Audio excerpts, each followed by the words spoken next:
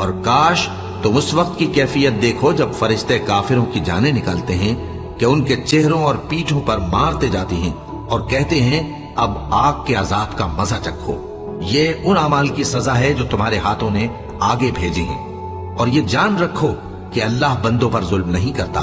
جیسا حال فرعونیوں اور ان سے پہلے لوگوں کا ہوا تھا ویسا ہی ان کا ہوا کہ انہوں نے اللہ کی آیتوں سے کفر کیا تو اللہ نے ان کے گناہوں کی سزا میں ان کو پکڑ لیا۔ بے شک اللہ زبردست ہے، سخت عذاب دینے والا ہے۔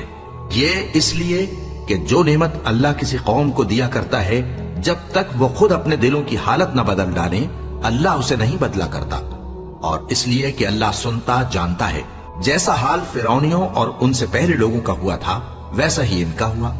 انہوں نے اپنے پروردگار کی آیتوں کو جھٹلایا تو ہم نے ان کو ان کے گناہوں کے سبب ہلاک کر ڈالا اور فرعونیوں کو ڈبو دیا، اور وہ سب ظالم تھے۔